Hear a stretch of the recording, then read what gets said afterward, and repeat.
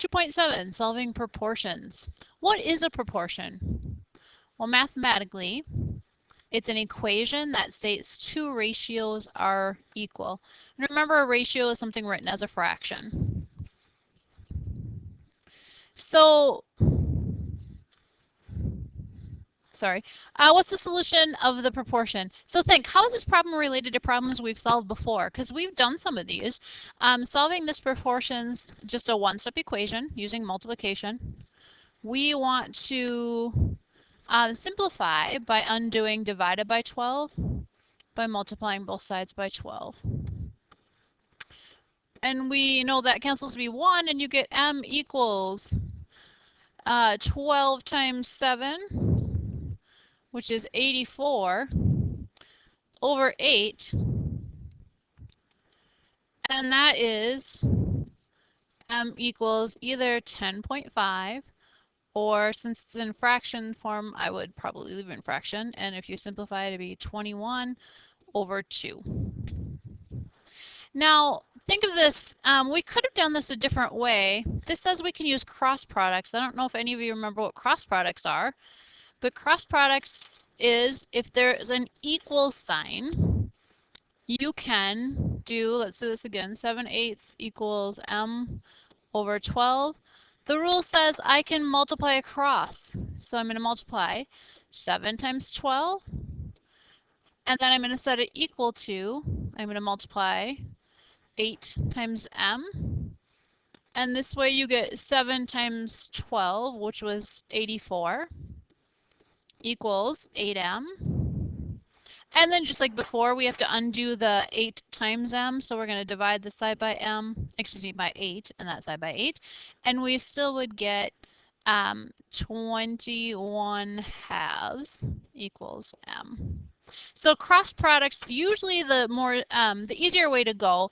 So let's try some more. What's the solution to this problem? Let's try just using cross products. It says, because there is an equal sign, so I can multiply 5 times the x, and then the 7 times the 4 with the equal sign between, which is 28.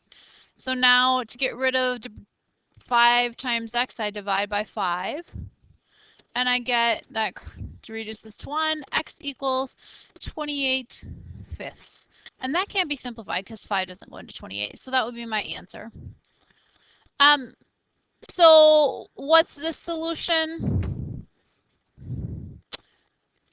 Let's do this one. Could we still, well, let's do cross product. So we take 4 times x and set it equal to 3 times 8. So 4x equals 8 times 3 is 24. And then how do we break up the 4 and the x? We divide, and we get x equals 6.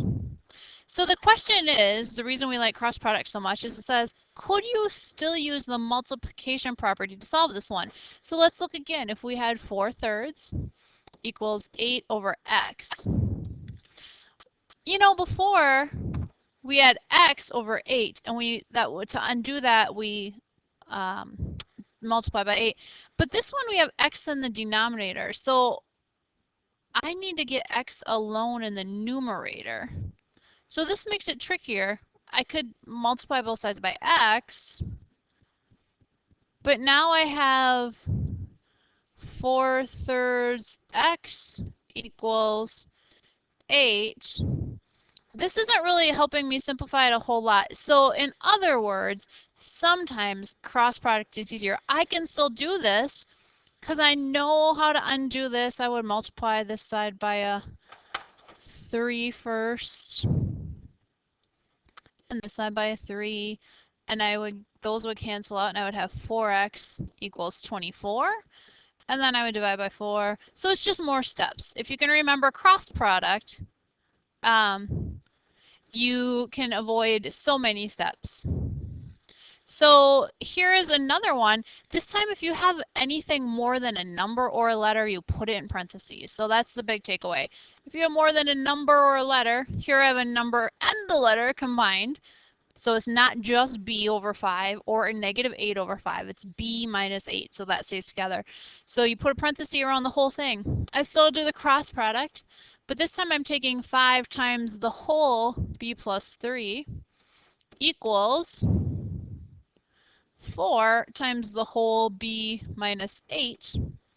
And when I go to simplify,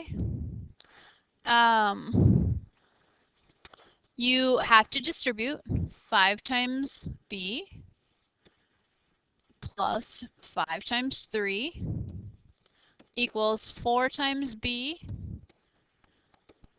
This minus stays with the 8, so minus 4 times 8, which is 32. Again, I'm going to whip through really fast because we've done these before. I need to get all the b's on one side, so I'm going to move them over there. I have b plus 15 equals negative 32. Then I have to get rid of the 15. And we end up with b equals 32, 37, negative 47, it looks like. I want you to try this one and then come back and see if you're right. We'll check it when we come back. All right, so let's look at this. If we're going to use proportions to solve a problem. So this is, if I want to know if I can go 100 miles in 2 hours, I want to know how many miles I can go in 5 hours. So that's this kind of problem, which we kind of use on a regular, semi-regular basis.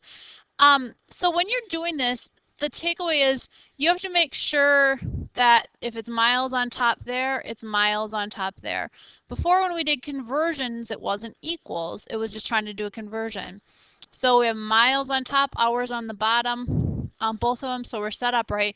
We can still use cross products. So we take 5 times 100 equals 2 times x. So this is 500 equals 2x. Divide both sides by 2. I'm running out of room, and I know there's a problem right under here. So you get x equals 500 divided by 2, which is 250.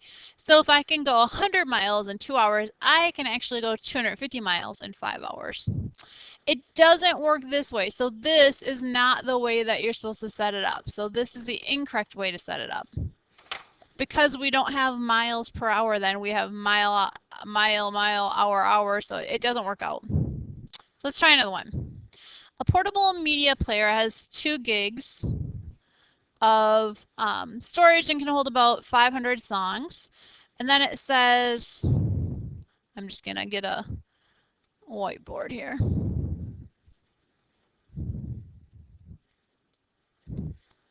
All right. So let's see. 2 gigs is 500 songs. So I know I have to set it up with gigs on the top and songs on the bottom. A similar but larger media player has 80 gigs. So if 2 gigs is on the top, I have to put 80 gigs on the top here. And about how many songs? I don't know. X songs. So again, we just cross multiply 2 times x. 500 times 80. And let's see, 8 times 5 is 40. And then it looks like I have 3 zeros. So that can hold a lot of songs. So if you have a 80 gig storage device, you can hold 40,000 songs. All right, you should try this one and check it with us.